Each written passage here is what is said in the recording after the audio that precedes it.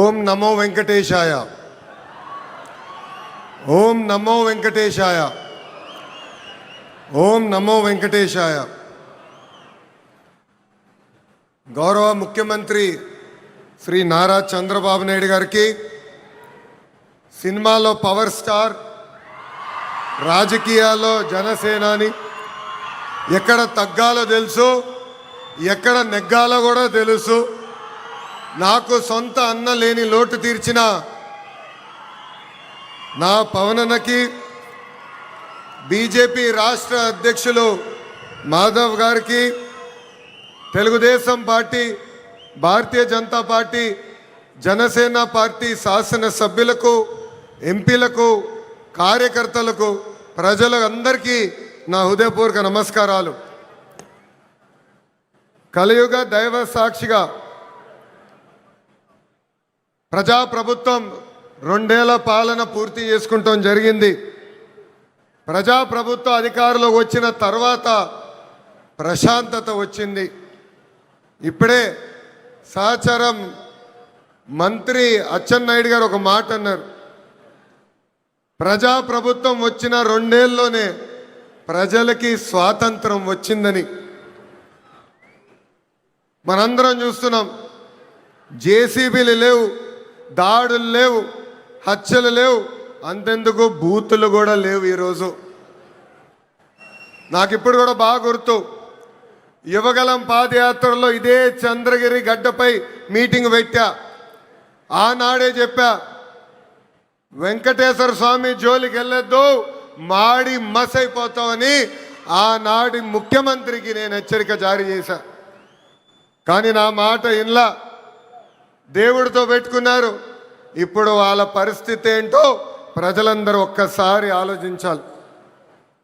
విశ్వవిఖ్యాత నడ సార్వభౌమ స్వర్గశ్రీ నందమూరి తారక రామారావు గారికి సీమ అంటే చాలా ప్రేమ.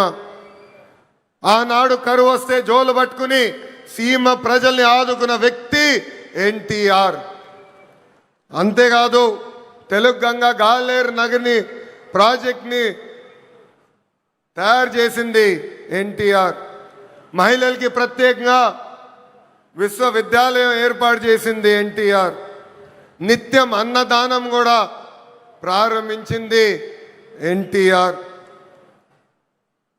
ఇప్పుడున్న రాజకీయాల్లో విరాట్ కోహ్లీ మన చంద్రబాబు నాయుడు గారు. అవతల వైపు బౌలర్లు మాడుతూ ఉంటారు, కానీ బ్యాట్స్మెన్ ఓన్లీ వన్, అది మన చంద్రబాబు నాయుడు గారు. రాయలసీమను రాయలసీమగా మార్చిన వ్యక్తి మన చంద్రబాబు నాయుడు గారు. ఎవరికి తెలియని సమయంలో బిందు సైద్యం పరిచయం చేసి ఏకంగా రాయలసీమలో రత్నాలు పండే విధంగా చేసిన వ్యక్తి మన సిబిఎన్. హంద్రినివా సుజలా స్రవంతి ప్రాజెక్ట్ని పూర్తి చేసి చివరి నియోజకవర్గం కుప్పానికి నీరు తీసుకెళ్లిన వ్యక్తి మన సిబిఎన్.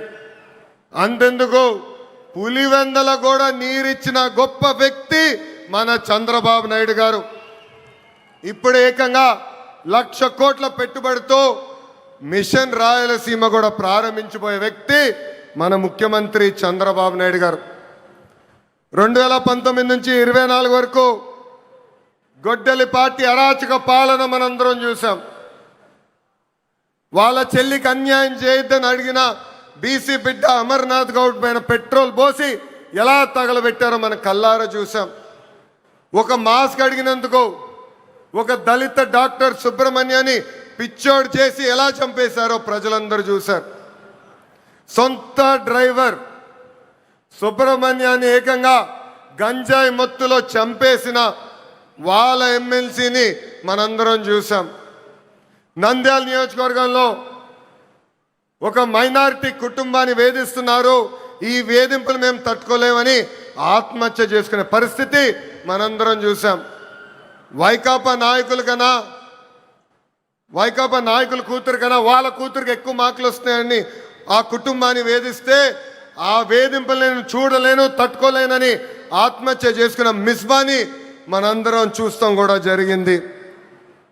ఆనాడు అన్నారు, తెలుగుదేశం పార్టీ జెండా లేకుండా చేస్తామన్నారు. ప్రజలే ఈరోజు వాళ్ళ జెండా పీకేస్తాం జరిగింది. వై నాట్ 175 అని చెప్తే ఏకంగా టీమ్ 11 ప్రజలు వాళ్ళకి తీర్పిస్తాం కూడా జరిగింది. సిద్ధం అంటే యుద్ధానికి రెడీ అని తీర్పిచ్చింది ఆంధ్ర రాష్ట్ర ప్రజలు. అసెంబ్లీలో అడుగుపెట్టనీయం అన్నారు. ఏకంగా ప్యాలెస్ గోడలు బద్దలు కొట్టి చంద్రబాబు నాయుడు గారు ముఖ్యమంత్రి చేసిన ఘనత మా పసుపు సైన్యాన్ని. ఇప్పుడు రపరప అంటున్నారు. రపరప అంటే చూస్తూ మేము ఊరుకోం. ఎర్ర బుక్కు దాని పని చేసుకుంటూ వెళ్తుందని ఈ సభాముఖంగా ఆ కుర్ర బ్యాచ్కి నేను హెచ్చరిక జారీ చేస్తున్నా. ప్రజాప్రభుత్వం 2 ఏళ్ల పాలనలో సుపరిపాలన అందించాం. అన్ని చేశామని కాలు రెగరేసుకుని మేము తిరగట్లేదు. కానీ ఎన్ని ఆర్థిక ఇబ్బందులున్నా ఇచ్చిన హామీలు ఒక పద్ధతి ప్రకారం నిలబెట్టుకుంటూ వెళ్తున్నాం. ఎవరు ఊహించిన విధంగా అధికారంలోకి వచ్చిన వెంటనే 4,000 రూపాయలు వృద్ధులకి పెన్షన్ ఇస్తున్నాం. వికలాంగులకి 6,000 రూపాయలు బయటికే పరిమితం అవుతే 15,000 రూపాయలు పెన్షన్ ఇస్తున్న ఏకైక ప్రభుత్వం ఆంధ్ర రాష్ట్రంలో ఉన్న ఎన్డీఏ ప్రభుత్వం. అంతేకాదు మూసేసిన అన్న క్యాంటీన్లు తిరిగి ప్రారంభించాం. డిఎస్సి ద్వారా 16,000 టీచర్ పోస్టులు భర్తీ చేశాం. 6,000 కానిస్టేబుల్ పోస్టులు భర్తీ చేశాం. ఏకంగా మన జాబ్ క్యాలెండర్ విడుదల చేసి సంవత్సరం పూర్తయ్యే లోపల 10,000 ఉద్యోగాలు కూడా భర్తీ చేసే బాధ్యత ఎన్డీఏ ప్రభుత్వం తీసుకుంటుంది. ఏకంగా చేనేత సోదరులకి హ్యాండ్లూమ్ ఉంటే 200 యూనిట్ల కరెంట్ ఉచితంగా ఇస్తున్నాం. పవర్ లూమ్ ఉంటే 500 యూనిట్ల కరెంట్ ఉచితంగా ఇస్తున్నాం. ఆటో డ్రైవర్ల సేవలో ఆదుకున్నాం. మత్స్యకారుల సేవలో మత్స్యకారులను ఆదుకున్నాం. స్త్రీ శక్తి పేరుతో మహిళలకి బస్సులో ఉచితంగా ప్రయాణించే హక్కు కూడా ప్రజాప్రభుత్వం కల్పించింది. దీపం పథకం ద్వారా ఉచితంగా గ్యాస్ సిలిండర్లు కూడా మా తెలుగింటి ఆడబడుచులకి పంపిస్తాం కూడా జరుగుతుంది. ప్రజాప్రభుత్వం నినాదం ఒకటే, ఒకే రాష్ట్రం ఒకే రాజధాని, కానీ అభివృద్ధి వికేంద్రీకరణ. ఇప్పుడే మాధవ్ గారు చెప్పినట్లు భారతదేశంలో 100 రూపాయలు పెట్టుబడులు వస్తే దాంట్లో 25 రూపాయలు ఆంధ్ర రాష్ట్రాన్ని ఎత్తుకుంటూ వస్తుంది. ప్రజలందరూ ఒక్కసారి ఆలోచించాలి. గూగుల్ ఆర్సిలర్ మిత్తల్ ఉత్తరాంధ్రకి తీసుకెళ్ళాం. రాజధాని క్వాంటమ్ కోస్తా ఆంధ్రకి తీసుకొచ్చాం. ఏకంగా ఫైటర్ జెట్లు రాయల్ ఎన్ఫీల్డ్ ఈరోజు రాయలసీమకి తీసుకొచ్చిన ఘనత ఒక ఎన్డీఏ ప్రభుత్వాన్ని. మనది గూగుల్, వాళ్ళది గొడ్డలి. మంది ఫైటర్ జెట్, వాళ్ళది ఫ్యాక్షన్. మంది కియా, వాళ్ళది కిడ్నాప్. మంది క్రెడిబిలిటీ, వాళ్ళది క్రిమినాలిటీ. మంది డెవలప్మెంట్, వాళ్ళది డిస్ట్రక్షన్. మంది బుల్లెట్ అవుతే వాళ్ళది బూతులు. మనం మహిళలకి 33% రిజర్వేషన్ ఇస్తే ఏకంగా తల్లిని చెల్లిని మెడబట్టి బయటికి గంటేసిన చరిత్ర ఆ గొడ్డలి పార్టీది. ప్రజలందరూ ఒక్కసారి ఆలోచించాలి. జగన్ ఆయన పేరులో జీ చూసి జెన్జీ అనుకుంటున్నాడు. జగన్ పేరులో ఉన్న జీ గొడ్డలి. అందుకే ఆ పార్టీకి గొడ్డలి పార్టీ అని ఈరోజు పేరు పెడతాం జరిగింది. జగన్కి సిసిడి జబ్బు ఉందండి. సిసిడి అంటే ఏంటో తెలుసా? క్రెడిట్ చోరీ జబ్బు, క్రెడిట్ చోరీ డిసార్డర్. ఏకంగా పేపర్లో వార్తలు వచ్చినాయి, ఆంధ్ర రాష్ట్రానికి ఆర్సిలర్ మిత్తల్ ప్రాజెక్ట్ వస్తుందని. ఆయన ప్రెస్ మీట్ పెట్టి ప్రాజెక్ట్ రావట్లేదు, పక్క రాష్ట్రానికి వెళ్తుందని చెప్పారు. గౌరవ ముఖ్యమంత్రి గారు, ఉప ముఖ్యమంత్రి గారు ఆ ప్రాజెక్ట్కి శంకుస్థాపన వేస్తే లేదు నేనే ఆ ప్రాజెక్ట్ని తీసుకొచ్చానని ప్రెస్ మీట్లో చెప్పే పరిస్థితి మనందరం చూసాం. ఇంతేకాదు ప్రపంచం మొత్తం తిరిగి పెద్ద ఎత్తున గూగుల్ని మన రాష్ట్రానికి తీసుకొస్తే వాళ్ళు అడ్డుపడ్డారు, కోర్టులో కేసేశారు. కానీ ఇప్పుడు ప్రెస్ ముందరికి వచ్చి మా వల్లనే గూగుల్ ప్రాజెక్ట్ వచ్చిందని చెప్పుకునే పరిస్థితి. ఇంకా కొన్ని సంవత్సరాలు పోతే ఆగస్ట్ 15 నాడు భారతదేశానికి స్వాతంత్రం తీసుకొచ్చింది మా తాత అని చెప్పుకునే పరిస్థితికి సిసిడి జగన్ వస్తారు. జగన్ కొన్ని కంపెనీలు తీసుకొచ్చాడు. ఆ కంపెనీ పేర్లు మనందరం మర్చిపోయాం. ప్రజలందరూ ఒక్కసారి గుర్తు చేయాలనుకుంటున్నా. ఆ కంపెనీ పేర్లు Andhra gold, president medal, gold medal. అలాంటి కంపెనీలు తీసుకొచ్చిన చరిత్ర ఆ పార్టీది. Google, ఆసిలర్ Mittal, royal Enfield fighter jet తయారు చేసిన పరిశ్రమలు తీసుకొచ్చిన చరిత్ర మా ఎన్డీఏ ప్రభుత్వాన్ని. చిన్నప్పుడు 10th క్లాస్ పేపర్ లీక్లో టీచర్లు జగన్ని చితకబాదారంట. అందుకే టీచర్లు చూస్తే ఆయన చాలా కోపం, కక్ష. అధికారంలో ఉన్నప్పుడు మద్యం షాపుల ముందల కాపులాగా నిలబెట్టారు ఆయన టీచర్ని. ఏకంగా మనం డిఎస్సి విడుదల చేస్తే 226 కేసులు ఆ డిఎస్సి పైన వేశారు.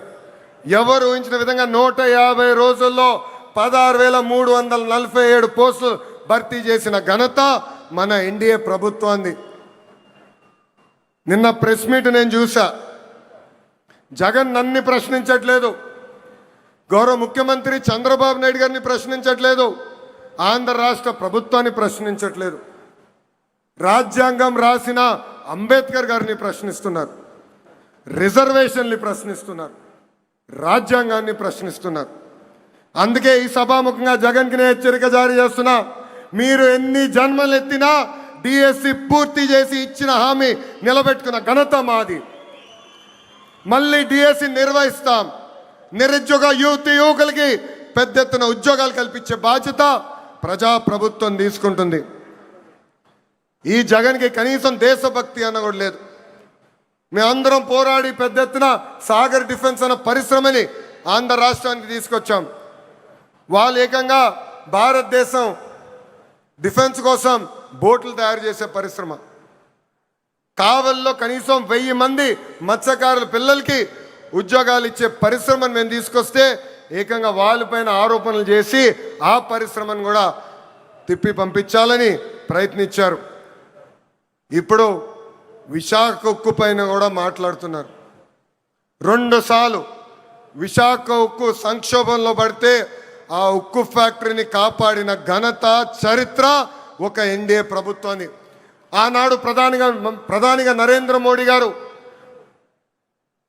ముఖ్యమంత్రిగా చంద్రబాబు నాయుడు గారు ఇద్దరు కలిసికట్టుగా పోరాడి విశాఖ ఉక్కుని ఒక్కసారి కాపాడారు.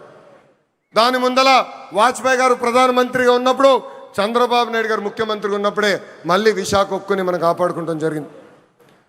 మన విశాఖ ఉక్కులో ఒక యాక్సిడెంట్ జరిగింది. 9 మంది కార్మికులు చనిపోయారు. యాక్సిడెంట్ జరిగిన 3 గంటల్లో హోంమంత్రి గారు అక్కడికి వెళ్ళారు. 6 గంటల్లో కేంద్ర ఉక్కు శాఖ మార్చులు వచ్చారు. 12 గంటల లోపల ఏకంగా గౌరవ ఉప ముఖ్యమంత్రి గారు, నేను కూడా వెళ్తాం జరిగింది. అక్కడ కార్మికులు కలిసాం, చనిపోయిన కుటుంబాలని పరామర్శించాం. వాళ్ళకి ఒకటే హామీ ఇచ్చాం, కేవలం డబ్బులు ఇచ్చి చేతులు దులుపుకునేదానికి రాలేదు, శాశ్వతంగా మీ కుటుంబానికి అండగా నిలబడడానికి మేము వచ్చామని చెప్పాం. ఫుల్ టైం ఎంప్లాయీస్కి ఇప్పుడు ఏకంగా 2 కోట్ల రూపాయలు ఆ కుటుంబాలకి ఆదుకుంటాం జరిగింది. కాంట్రాక్ట్ ఉద్యోగస్తులు ఎవరైతే చనిపోయారో ఆ కుటుంబానికి 1 కోటి రూపాయలు ఇచ్చి ఈరోజు ఎన్డీఏ ప్రభుత్వం ఆదుకుంటుంది. ఇన్ని చేస్తున్నా అక్కడికి వెళ్ళి మా పైన ఆరోపణలు చేసి ఇచ్చే 2 కోట్లు వద్దు, 1 కోటి రూపాయలే ఇవ్వండి అని చెప్పే పరిస్థితికి వచ్చాడు పులివెందల శాసన సభ్యుడు. ఇది ప్రజలందరూ గుర్తుపెట్టుకోవాలని ఈ సభాముఖంగా కోరుతున్నాం. ప్రపంచంలో మనం ఎక్కడికి వెళ్ళినా భారతదేశ వైపు అందరు చూస్తున్నారంటే దానికి కారణం మన నమో గౌరవ ప్రధానమంత్రి శ్రీ నరేంద్ర మోడీ గారు. మొన్నే రష్యాకి వెళ్ళా, వాళ్ళందరూ ఆశ్చర్యపోయారు.